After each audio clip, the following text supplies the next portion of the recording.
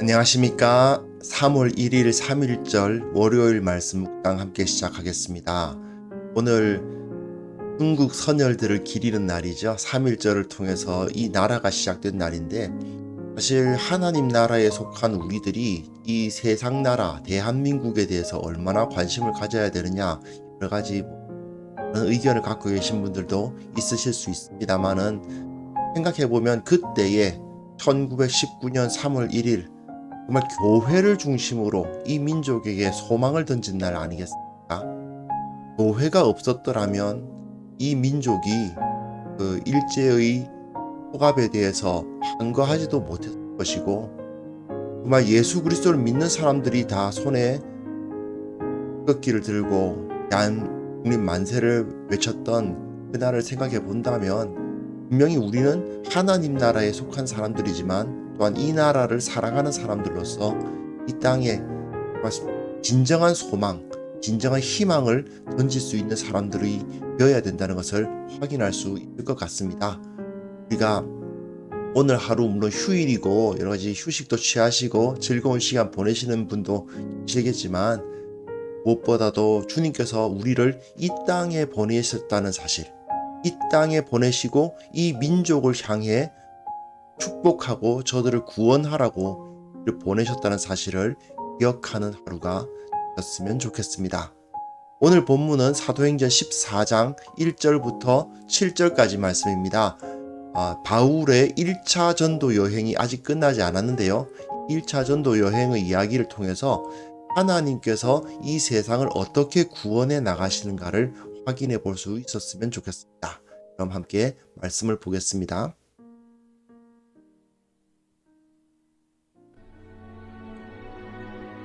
이고니온에서 두 사도가 함께 유대인의 회당에 들어가 말하니 유대와 헬라의 허다한 무리가 믿더라.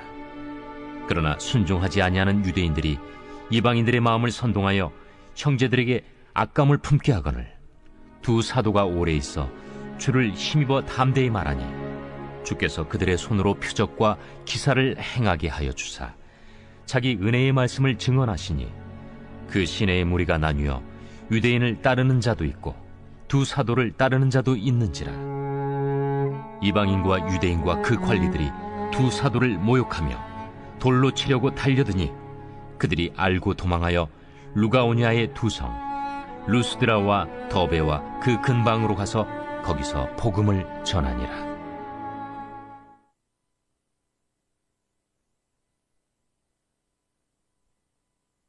네, 지금 우리는 바나바와 바울이 떠난 그 첫째 여행, 1차 전도 여행을 다루고 있습니다. 1차 전도 여행이 가지고 있는 가장 큰 의의는 바로 이방인도 구원을 받는다는 사실이 확인되는 거예요. 물론 앞에서 고넬료가 구원받는 이야기 우리가 살펴보았죠. 하지만 이제는 더 이상 유대인과 이방인의 구분이 큰 의미가 없다라는 사실을 안디옥 교회에서 파송받은 바나바와 바울을 통해서 확인하는 그런 과정인 것입니다.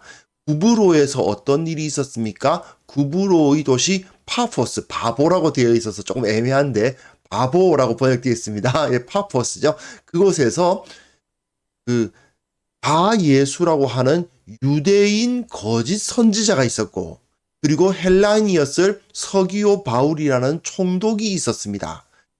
유대인이 한심한 거짓 선지자인가 하면 헬라인이 굉장히 지혜로워서 예수님을 믿는 사람인 경우도 있는 거죠. 이렇게 양쪽으로 유대인이라고 해서 다 하나님을 성실하게 믿는 것이 아니고 헬라인이라고 해서 다 하나님을 알지 못하는 것이 아니다 하는 것을 보여준 다음에 구브로에서요, 그 섬이죠. 그리고 비시디아 안디옥에서는 어떤 일이 벌어졌습니까? 바울이 복음을 전하는데, 특별히 누가는 비시디아 안디옥에서 바울의 설교를 딱 기록함으로 말미암아 그 당시에 유대인과 이방인이 섞여 있었던 그 회당에 복음이 어떻게 전거되었는가를 보여주고, 먼저는 유대인에게요, 먼저는 구약의 그 하나님, 이스라엘의 하나님이시지만 그러나 그 이스라엘의 하나님이 이방인들에게까지 그 팔을 뻗치사 모든 사람을 다 구원하게 하셨다라는 메시지가 비시디아 안디옥에서 선포가 되었고, 그리고 그로 인해서 사람들이 구원을 받고 물론 그 가운데서 갈등도 생기는 그런 모습을 볼 수 있었습니다. 이제 다시 이고니온과 루스드라라는 지역이 이제 나타날 거예요. 더베는 그러니까 이고니온, 루스드라인데 사실 더베는 루스드라에 붙어서 조금 짤막하게 나타나고요. 이고니온과 루스드라인데 이고니온은 어떤 곳이냐? 대도시입니다. 대도시, 유명한 곳, 사람들이 많이 모이는 곳, 그리고 유대인들이 많이 모여 있는 곳이에요. 주로 유대인들은 대도시에 많이 몰려 있으니까요. 그 다음 어떻게 하면 이고니온 하면 이제 유대인들이 많은 대도시, 루스드라 그리고 더베는 사실은 시골, 그러니까 유대인들이 별로 없는 시골, 그런 것입니다. 왜 유대인들이 많으면 대도시야? 하고 생각하실 분이 있으실 수 있지만 사실 외지인들이 어디에 정착할 때는 보통 대도시의 어느 일부 지역에 이제 커뮤니티를 형성하는 경우가 많죠.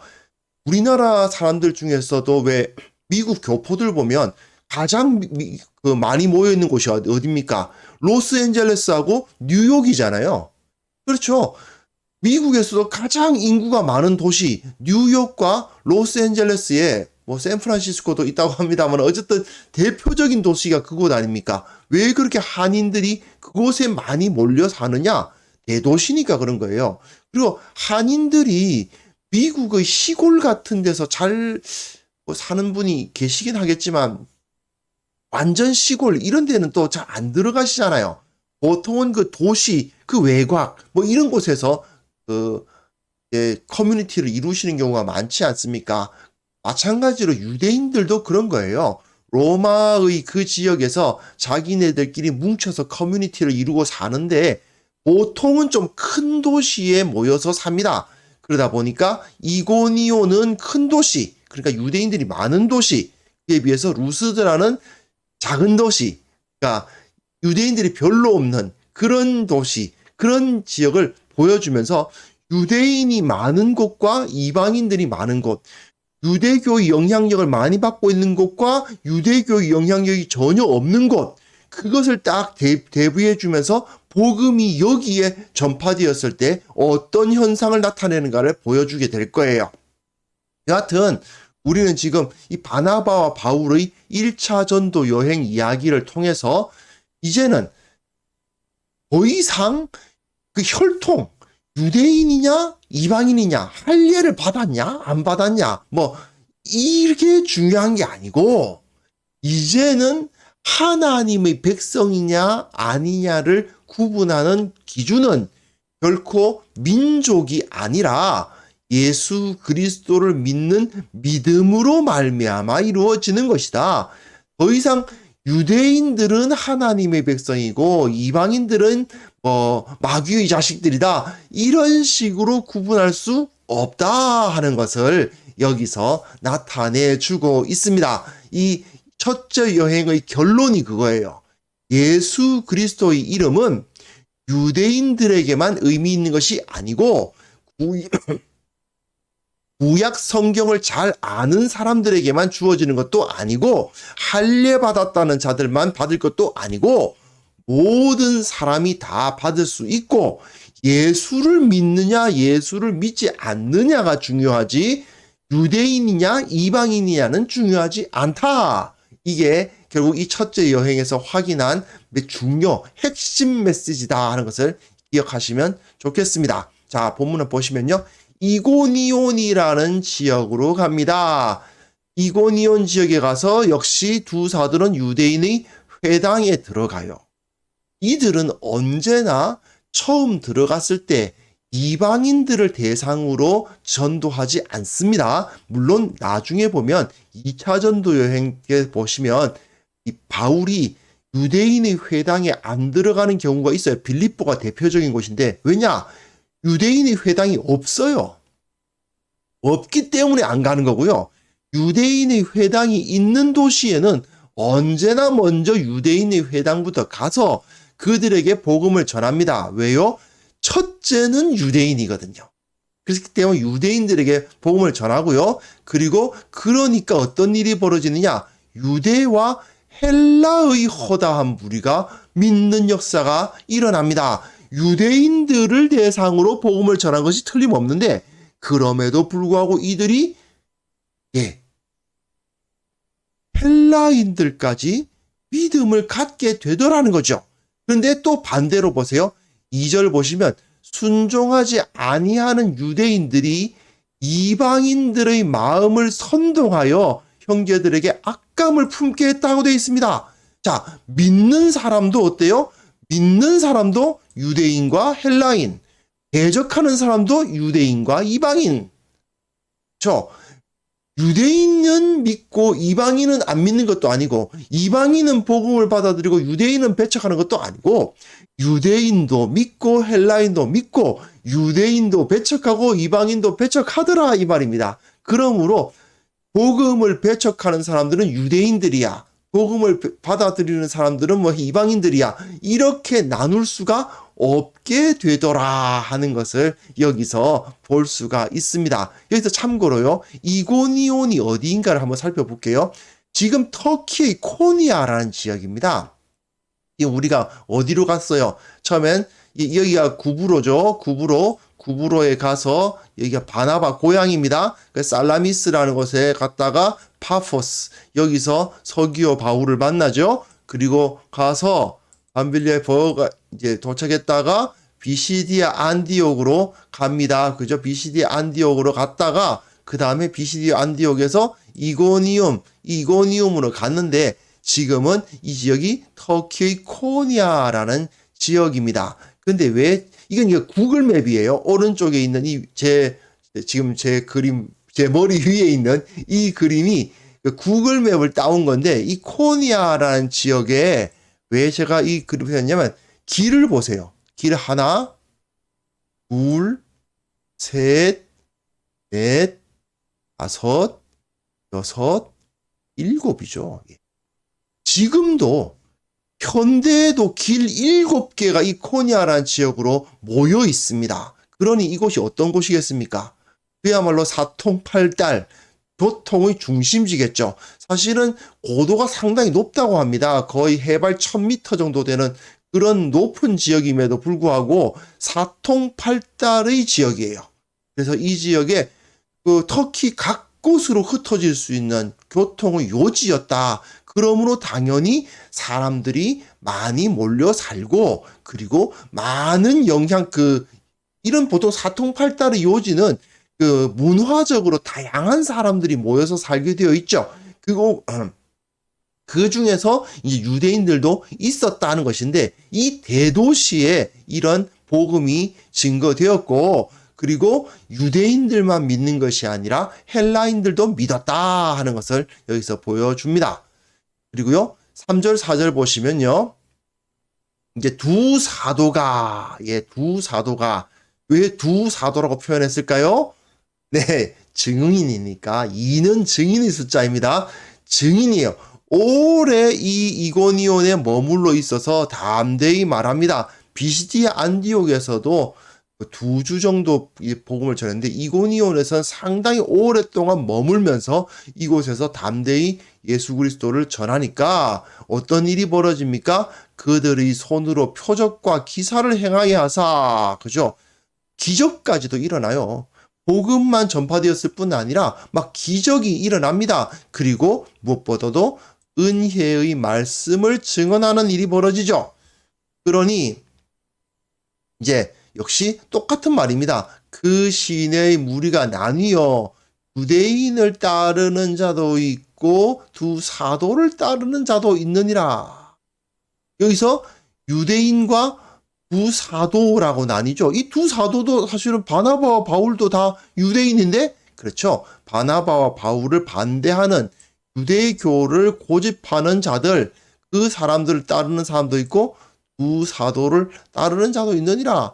사실 양쪽 다 유대인이지만 이렇게 나뉘더라는 것입니다. 그러면 유대인들만 이들을 따르느냐? 아니라는 것이죠. 혈통적으로 유대인들은 다 이쪽이고 혈통적으로 이방인은 다 사도들 쪽이냐? 라는 겁니다. 그 시내의 무리가 나뉘어요. 그 시내에 이고니온에 있는 사람들, 물론 그 중에서 관심 없는 사람이 있었겠죠. 그러나 그 가운데 관심을 가지는 사람들이 상당히 많이 있었고 그 말씀을 들은 사람들이 둘로 나뉘더라 이거예요. 유대인파, 그리고 두 사도파, 말하자면 반복음파, 친복음파, 반예수파, 친예수파 이렇게 둘로 나뉘는데 더 이상 유대인, 이방인, 할례자, 비할례자 이런 식으로 나뉘는 것은 무의미하게 됐더라 하는 겁니다. 그리고 넘어가 보시면 5절부터 보시면요. 이방인과 유대인과 그 관리들. 유대인만 두 사도를 모욕하고 돌로 치려고 달려든 게 아니고 이방인들도 그렇게 했다는 것입니다. 예, 여기서 이 이고니온에서 중요한 메시지죠. 더 이상 이방인, 유대인 구분 없다. 복음을 증거함에 있어서 친복음파는 하나님의 백성이고 복음에 대해서 반대하는 것은 하나님의 백성이 아니다. 유대인이라고 해서 다 안 받아들인 것도 아니고 이방인이라고 해서 다 받아들인 것도 아니고 결국은 그들이 예수 그리스도의 복음을 믿으면 구원을 받고 안 믿으면 구원을 받지 못하게 됐다라는 것을 여기서 분명하게 보여줍니다.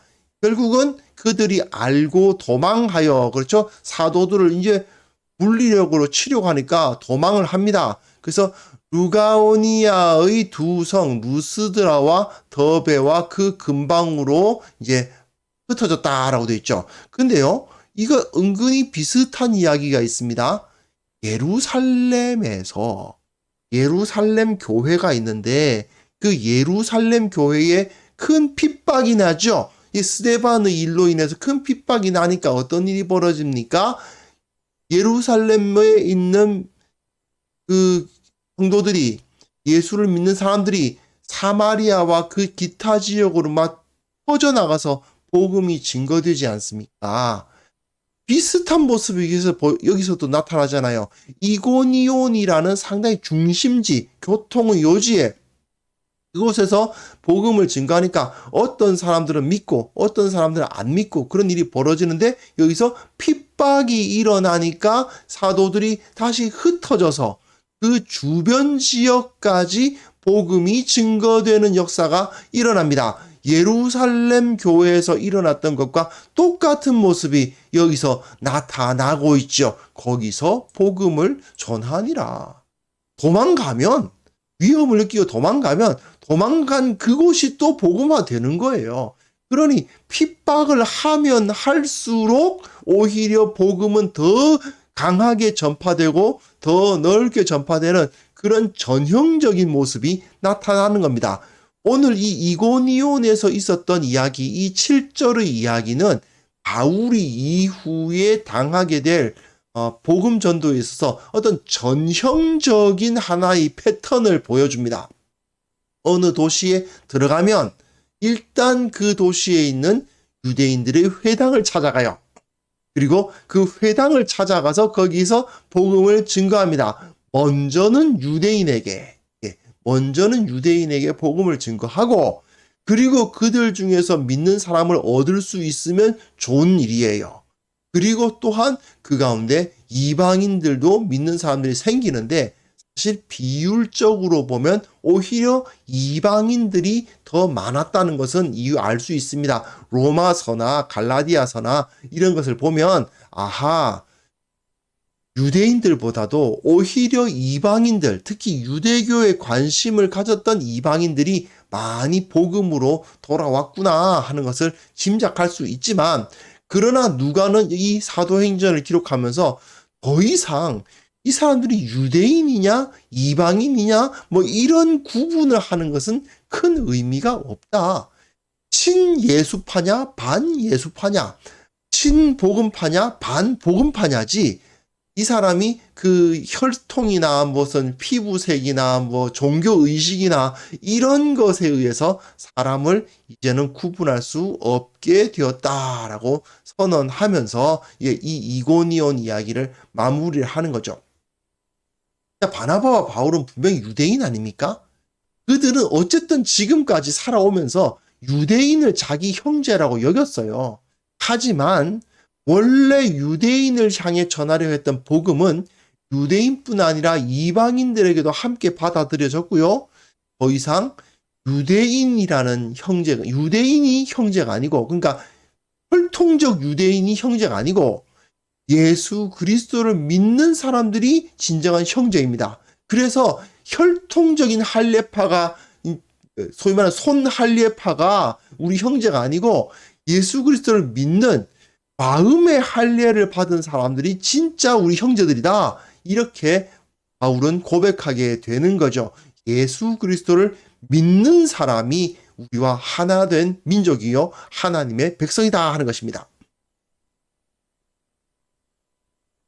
이처럼 이제 예수를 믿는 사람들 아닙니까? 우리는 예수를 믿는 우리들에게 있어서 사람을 나누는 기준이 무엇입니까?